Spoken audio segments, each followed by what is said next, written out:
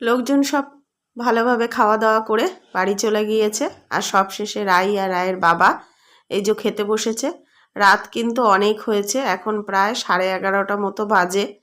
আর আমি এখনও বসিনি, বসবো।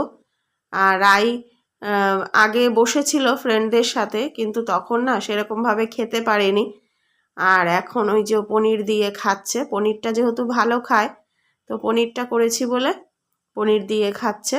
আর তোমাদেরকে একবার দেখিয়ে দেব যে ভেজ আইটেমও কিছু হয়েছিল, মানে কয়েকজন আর কি ভেজ খেয়েছিল, তারা তো আর মাছ মাংস এসব খায়নি, তো তাদের জন্য খুব সামান্যই আয়োজন করেছিলাম।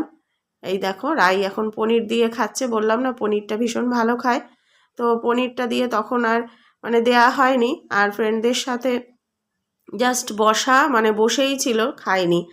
আর এদিকে দেখো এই যে মিষ্টি পায়েস সব কিছুই রয়েছে। রান্নাবান্না তো সেরকমভাবে শেয়ার করিনি, বুঝতেই পারছো আজকের দিনটায় কম বেশি লোকজন যা হয়েছিল তাদেরকে নিয়েই একটু ব্যস্ত হয়ে উঠেছিলাম। আর এই যে রাই তো গিফট অলরেডি খুলে মানে ফ্রেন্ডরা থাকাকালীনই খুলে তাদের সাথে শেয়ার করা সমস্তটাই হয়ে গিয়েছে। সেই সময় আর আমি সামনে ছিলাম না, তাই তো শেয়ার করা হয়নি। আর ওদিকে দেখো এই যে ফ্রাইড রাইস করেছিলাম আর পনির করেছিলাম, তো পনির শেষমেশ এইটুকুই রয়েছে, গ্রেভি টেভি আর কিচ্ছু সেরকম নেই। আর খুব একটা গ্রেভিও করিনি, একটু শুকনোই করেছিলাম। আর এদিকে এই যে আমিষের মধ্যে ফিশ কাটলেট আনা হয়েছিল, সেইগুলো দেখো 2 পিস রয়েছে। তো আমি 1 পিস খাবো, আর 1 পিস হয়তো মানে কি বলবো, এগুলো তো আর বাসি খাওয়া যায় না, বাসি খেলে বুঝতেই পারছো একটু সমস্যাই হয়। তো দেখা যাক কি হয়, দুটো রয়েছে তো আমি একটা খাবো আর একটা দেখি কি করি। আর এদিকে এই যে বাঁধাকপি রয়েছে, দুপুরবেলা করেছিলাম বাঁধাকপি, দুপুরবেলা নিরামিষ রান্নাবান্না যা করেছিলাম মোটামুটি অনেক কিছুই রয়েছে।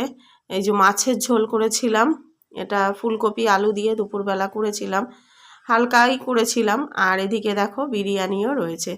তো বিরিয়ানি কিনে আনা হয়েছিল যারা আর কি আমিষ খাবে তাদের জন্য।